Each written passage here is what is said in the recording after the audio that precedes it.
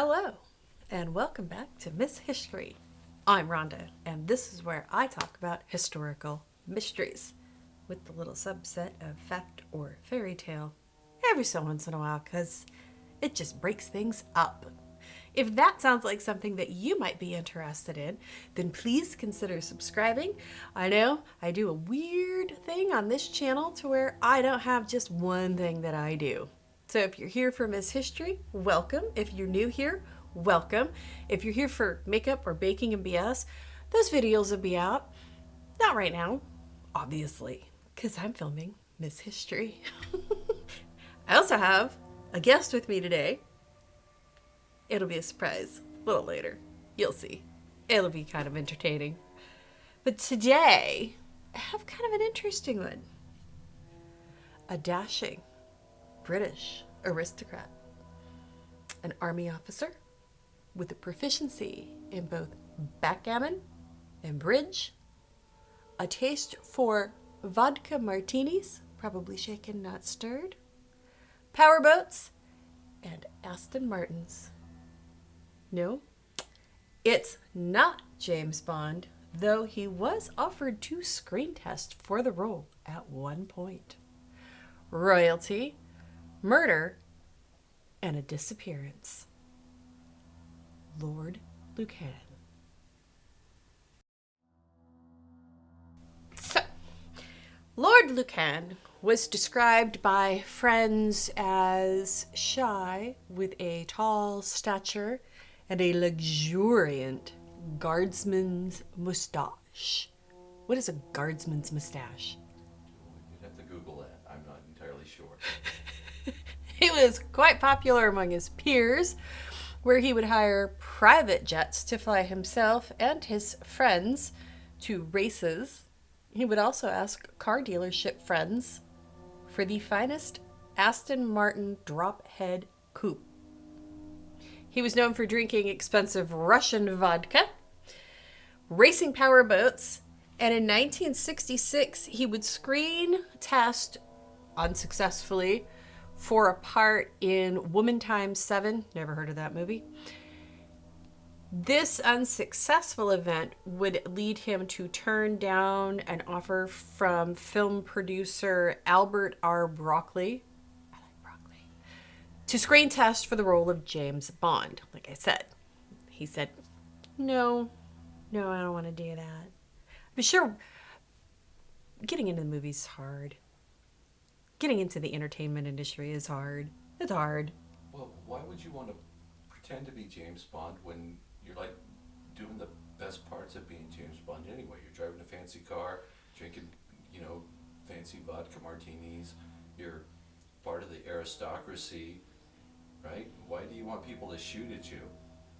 Or why do you want to have to put up with long days of filming when you can just live your life and be cool like that? All right. Valid point. So, Lord Lucan was actually born Richard John Bingham in 1934 in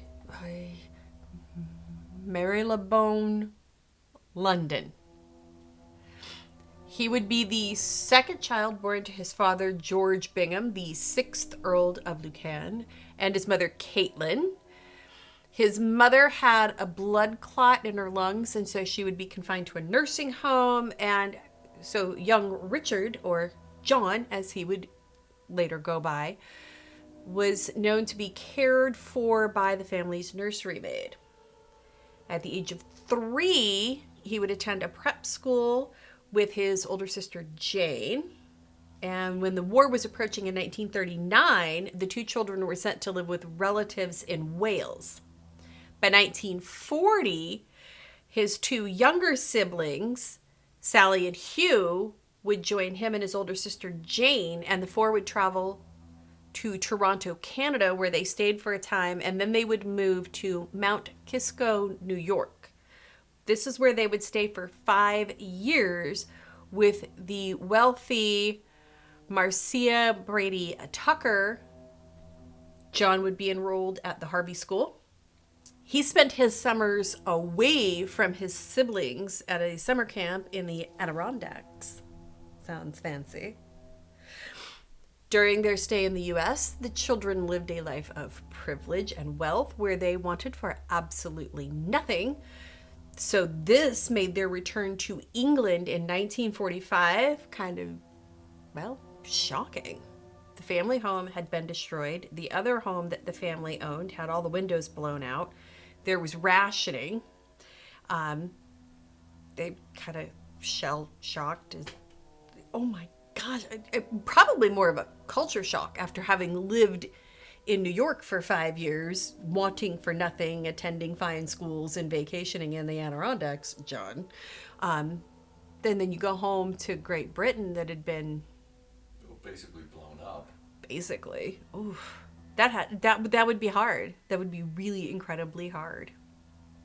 Apparently, even with the noble ancestry of the Bingham family, I guess they didn't have I don't think that they were quite as elite, was my understanding as I was researching this.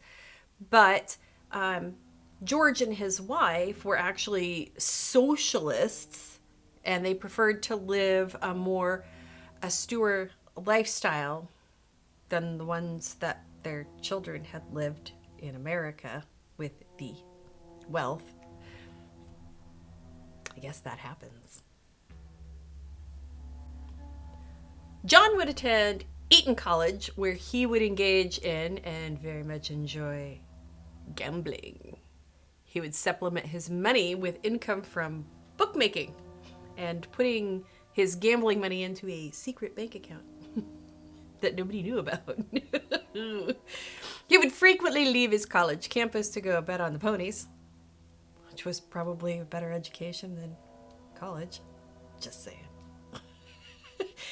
He would leave Eton in 1953 to fulfill his national service and would become a second lieutenant in his father's regiment, the Coldstream Guards, stationed mostly in Krefeld, West Germany. During his service, he engaged in poker and became quite good at it, according to some people. He would leave the army in 1954, so wow, lieutenant in a year. Tell me you're privileged without telling me you're privileged. Well, typically the officers are college pukes anyway, so you go in as a second lieutenant after you finish the officer candidate school. Once you get that done, you're like, oh, guess what, salute me. And everybody above you is like, I just want to just poop on you.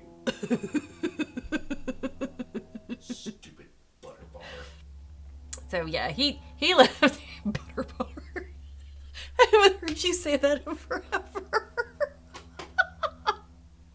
So yeah, he left the army in 1954, and he started working at William Brandt's Sons and Company, which was a merchant bank, making an annual salary in 1954 of £500.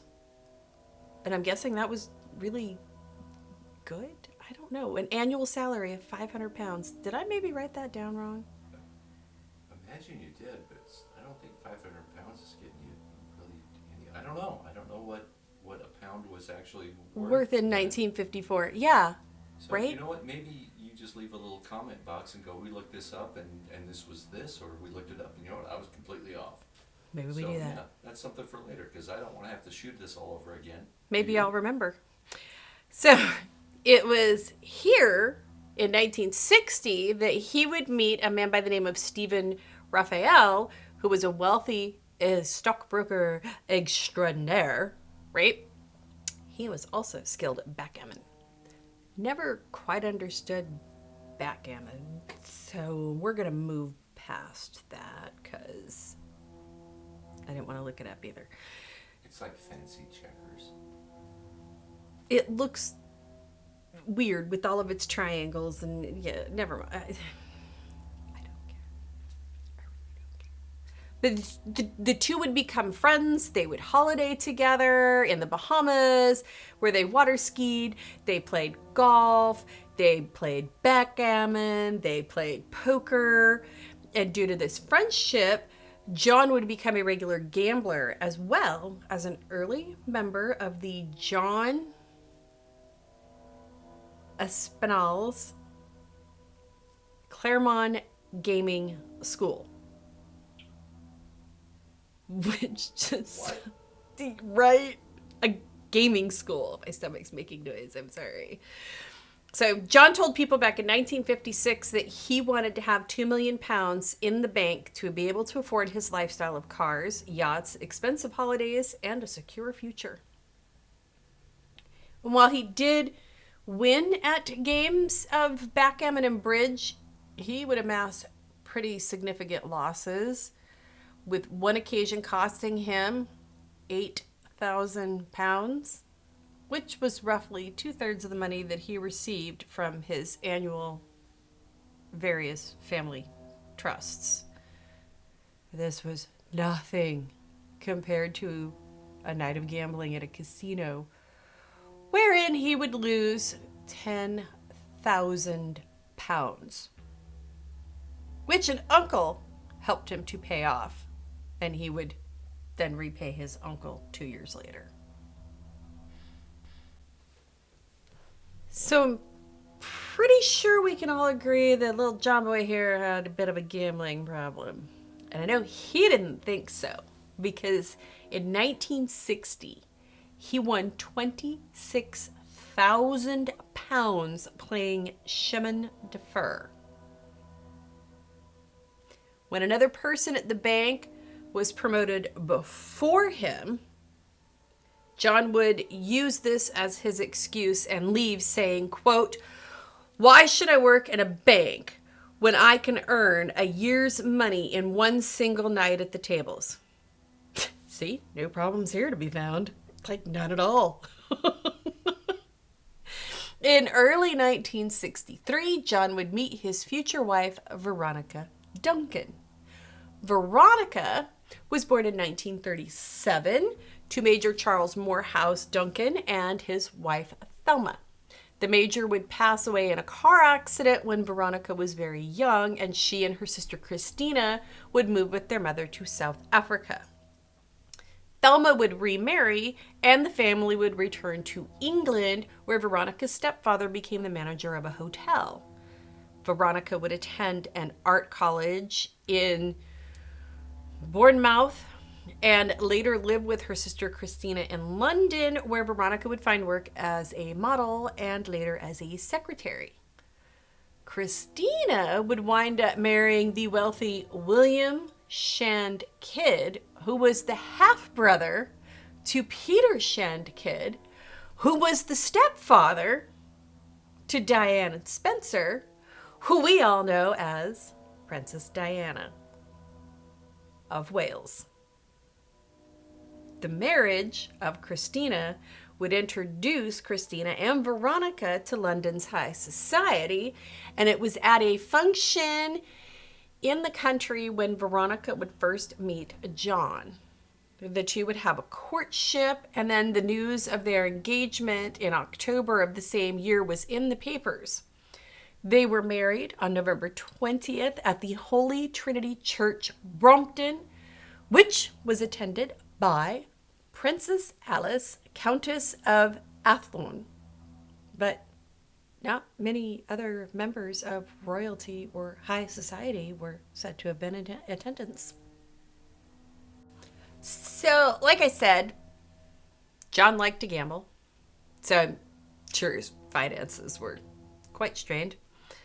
But they would be boosted by a daddy dearest with a marriage settlement to finance a larger family home and a growing family. John would use this money to pay off some of his debts. I mean, he did purchase a home, and he let his wife redecorate it to her taste, so I guess there's that. John's father would pass away in 1964 of a stroke, which would land John £250,000 in inheritance, as well as all of his father's titles, making him now the 7th Lord of Lucan. That it was an Earl. Yeah, the seventh Earl of Lucan. Okay. Yes. I was just confused. I mean, I the was titles, confused, I too. never get the title thing. I I bet we could look it up, and there's probably like all kinds of weird hierarchy that goes with the Duke, Earl, Baron thing. Duchess, lady, princess. Yeah, I don't know. Anyway, sorry. Moving on. Not the point. So the couple would have their first child in 1964. Her name was Frances. They would go on to have a son, George, in 1967, and another daughter, Camilla, in 1970. It was after the births of the two youngest children when Veronica would suffer from postpartum depression. John would be heavily involved in her well-being and her care, even taking her to treatments at a psychiatric clinic in 1971. She refused to be admitted, and they would agree to home visits and a round of antidepressants. The family would take a vacation to Monte Carlo in 1972, but Veronica would leave early with their youngest child and return to England. 2 weeks after Christmas that year, John would leave the family home and move to a smaller place. Their separation and their troubles were caused by the financial issues created by John's gambling problem and Veronica's inability to deal with it, considering she was having postpartum depression. He sounds like a really swell guy. I'm just going to leave. The couple did try to reconcile, but unfortunately that didn't work out. All John wanted from the marriage was his kids. He wanted custody of his kids, and this would lead him down this really deranged path of trying to prove Veronica was unstable and couldn't care for the children. He would spy on her. First, all by himself, and then he would employ a private investigating company to spy on her and the children. He would secretly record phone conversations, and further, he went to different doctors only to be told that his wife suffered from depression and anxiety, but had not gone mad, as John had so claimed. Great guy. He's a peach. He would further besmirch Veronica by telling friends that no one would work for her as she let their longtime nanny go. And there would be a series of nannies that would follow, and this does become important. One nanny, Stefania Svika, reported being told by Veronica that John had hit her with a cane and even pushed her down the stairs once. Svika would further state that Veronica told her not to be surprised if John killed her one day. Nothing like living in fear of your estranged spouse. Wow.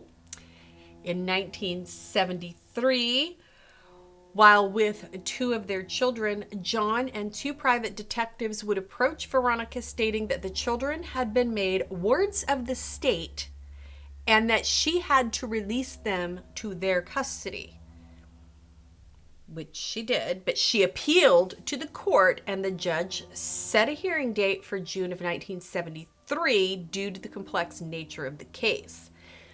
This would allow Veronica time to gather the information that she would need to defend herself against the accusations from John. She would take a 4-day stay at the Priory Clinic, where it was acknowledged that she would still require some psychiatric support, but the doctor stated that there was no indication that she was mentally ill nor unfit to care for her children. At the hearing, John was forced to defend his own actions against Veronica. The hearing would last for several weeks, have a whole bunch of witnesses, and it ended in John conceding the case to Veronica. The judge would award custody of the children to Veronica with visits by John every other weekend. John, not happy. But, I don't know. Don't be a jerk and go spying on your wife and try to prove her unfit. Maybe that's why you lost custody of your kids, John. Maybe. Maybe that's why you only get to see him twice a month. Couldn't possibly be his fault. No, not at all. No, he's the Earl of Lucan. He's so handsome. And that mustache. A mustache and an Austin Martin. A bitter dispute between the two had begun, and it would involve many of their friends and Veronica's sister. John would again spy on Veronica and record their phone calls, which he played for anyone who would listen. He claimed that Veronica was spending money like water, even though he continued to give her 40 pounds per week. She spent money like water. Mister, I have a gambling problem. He canceled the regular food order that was supposed to go to Veronica and the kids. Delayed payments to the milkman, making it difficult for Veronica to care for the children because he's sitting there interfering. You can't get food, now you can't get milk. Ha ha. What kind of a monster are you, John? Really? So knowing that she had a live-in nanny per court orders, Veronica took a part-time job at a hospital. John would befriend the first nanny. Her name was Elizabeth. And he would buy her drinks, asking her for information, any information that she could dish about Veronica. Then he turned around and had the private investigation company that he was using to spy on Elizabeth to find out if there was evidence that she wasn't caring for his children, which they found. Then the agency presented a bill for several £100s to John, and he fired them.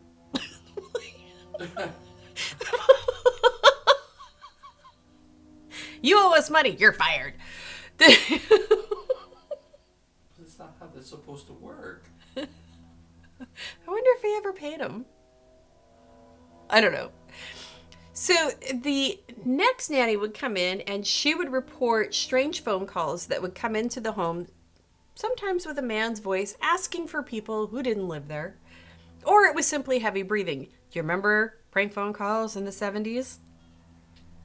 Is your refrigerator running? No. The obscene ones. No, I never received those. My mom did once. I couldn't imagine her reaction. When then she was talking about it with her best friend, and they were making jokes, and they're like, what we should have done is, wait, let me sit down so I can enjoy this. Okay. Yeah, totally out of character from the mom that I have that you know. You have no idea what she's like when she is with her BFF. Those two. Not the point. This is derailed. Let's get back on track. Anyway, heavy breathing on the phones, and so, yeah. There would be several temporary nannies until 1974, when Sandra Rivet would accept the position. Sandra Rivet was born in 1945 and moved with her family to Australia when she was 2. The family would return to England in 1955. As an adult, she would work for 6 months as an apprentice hairdresser, later as a secretary.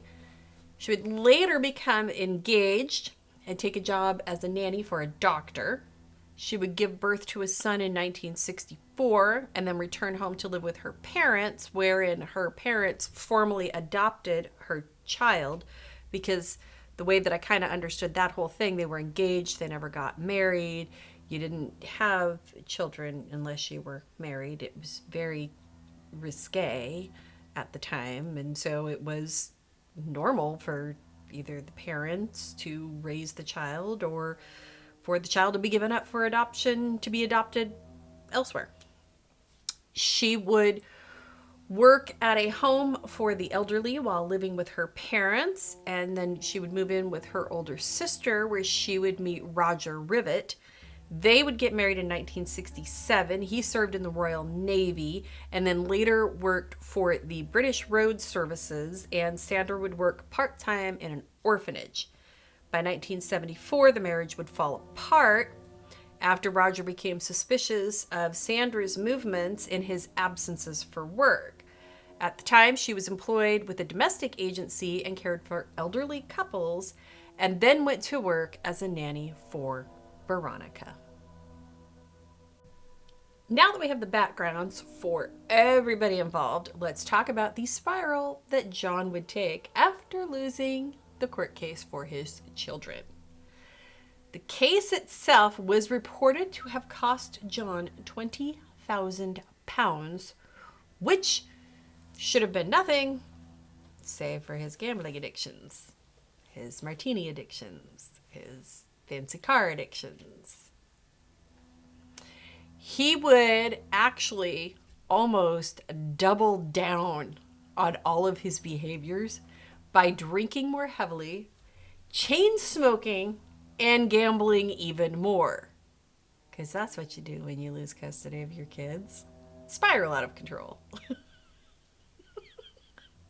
His friends would become very worried about him, and they even reported in one of his drunken exploits that John discussed murdering Veronica. According to one of the witnesses, John felt that his financial woes would all be solved if he just killed his wife. Because isn't that always the answer for crazy people? Well, you know, it'll be better if... How many watch true crime? How often do spouses make that choice? Well, if it weren't for my significant other, I could have custody of my children. I wouldn't be in debt. It never works out that way. No, not if you kill them. You get caught, you go to prison. Which is always what happens. No, just don't, okay? That's my advice. You want out of your relationship, just leave. Yeah, but the kids. What about the children? Then, you know, be adult enough with each other to work out things on your own with each other. Don't use the children as pawns, because that's just a poopy thing to do. Nobody likes that. And it's not the child's fault that you two don't get along anymore.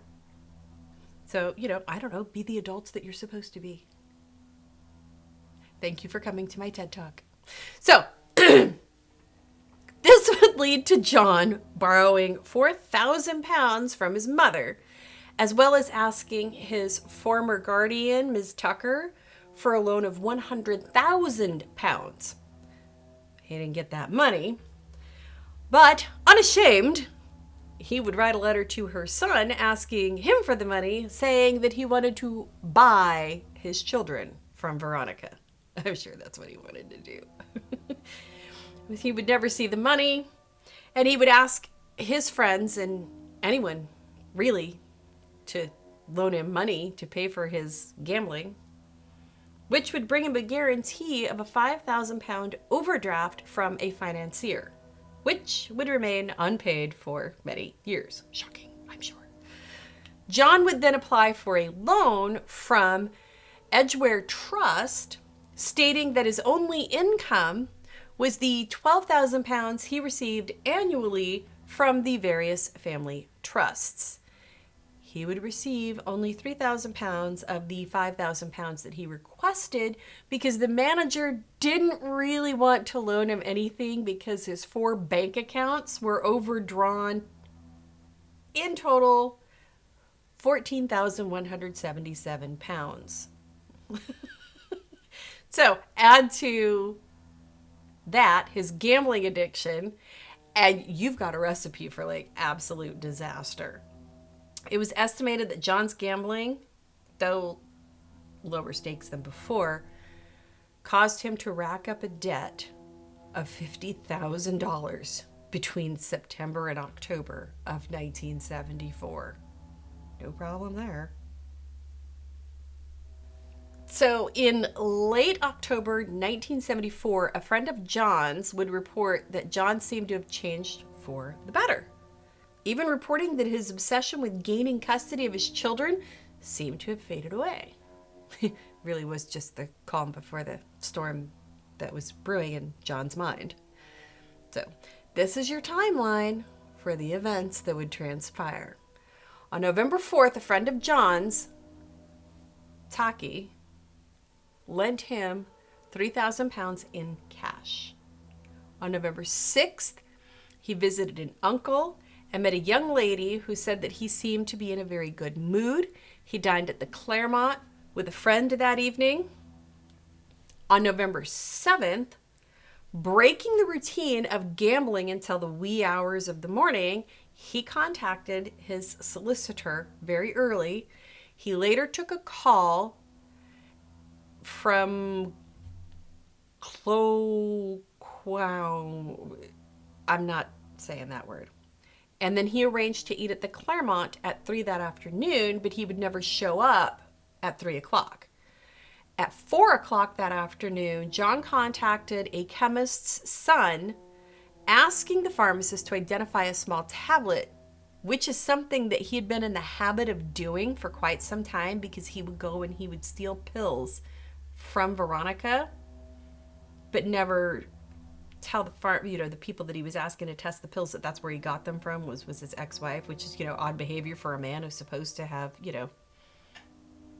just resided the fact that he only gets to see his children once every other week.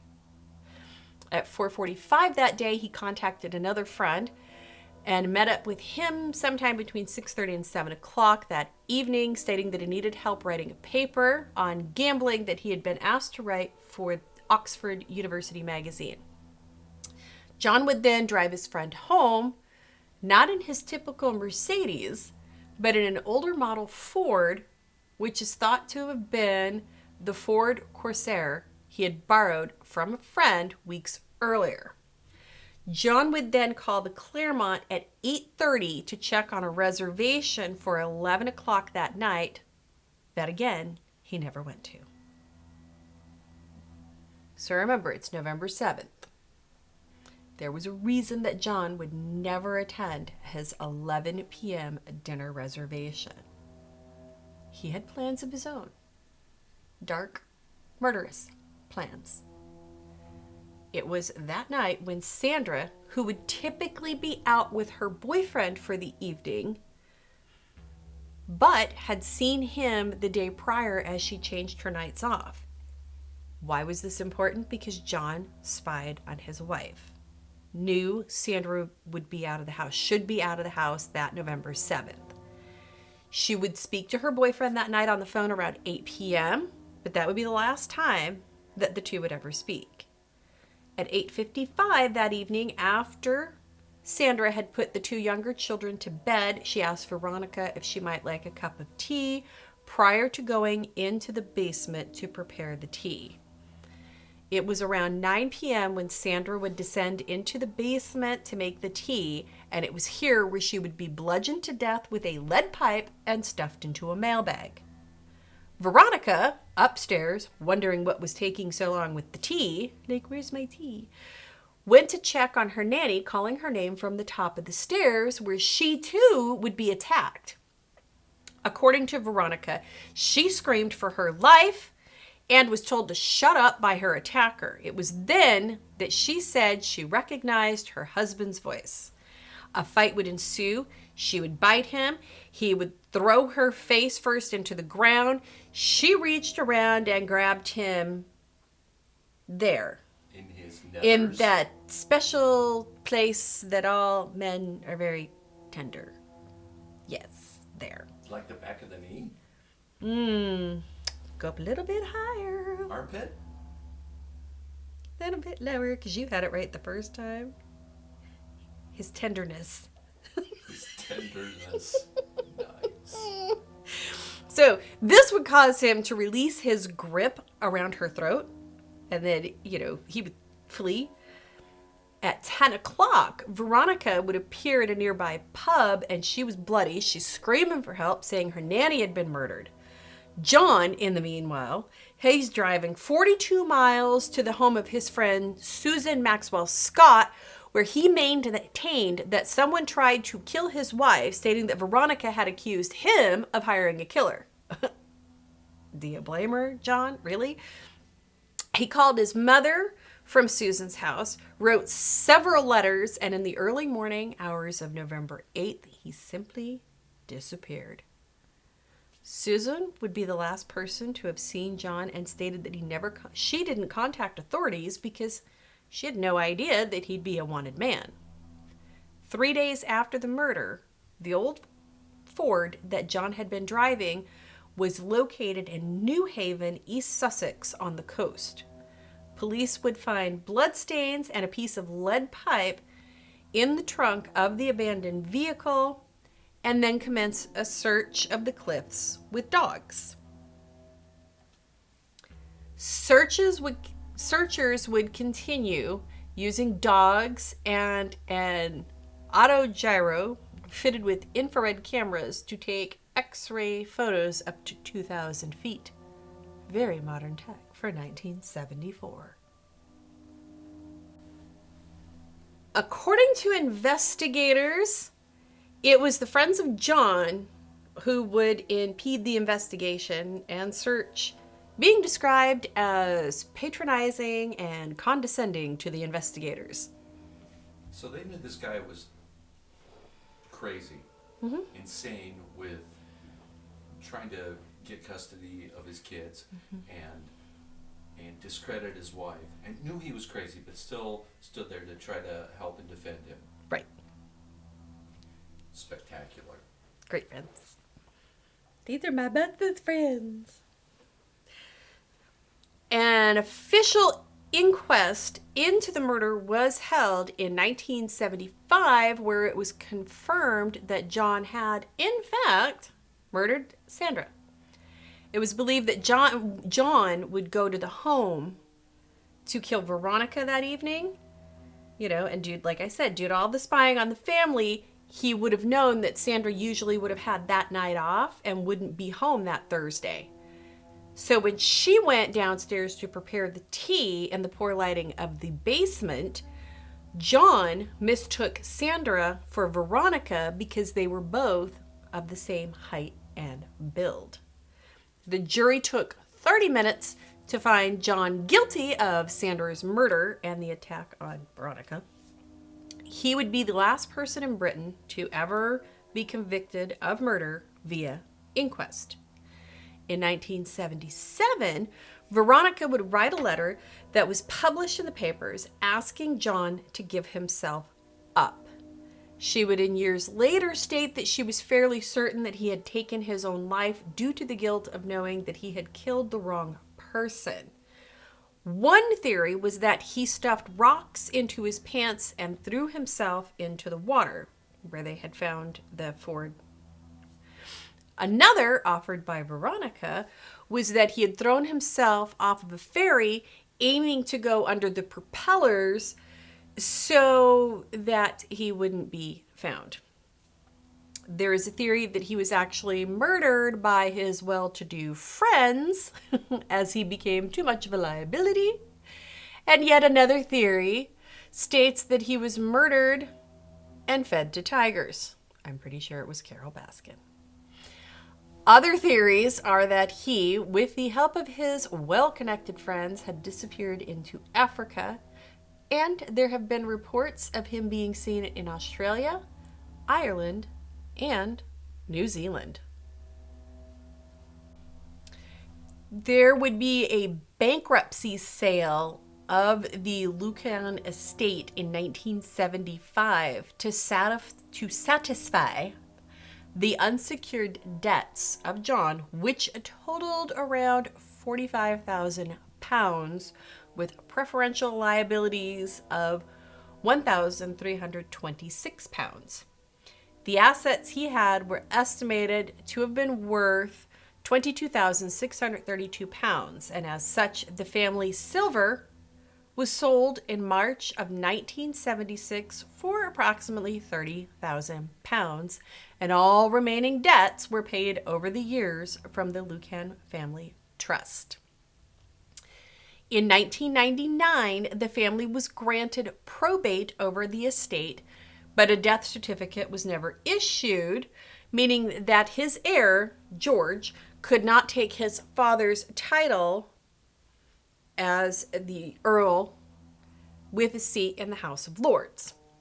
The passage of the Presumption of Death Act in 2013 would finally allow George to have his father legally declared dead, which he was. And on February 3rd, 2013, Richard John Bingham, the 7th Earl of Lucan, was declared officially deceased, allowing George to inherit the title, becoming the 8th Earl of Lucan. Veronica would pass away in 2017 in England, never really knowing what happened to John. In the years since the murder, John has been spotted in several countries, including one shortly after the murder, which turned out to be a British politician attempting to fake his own death.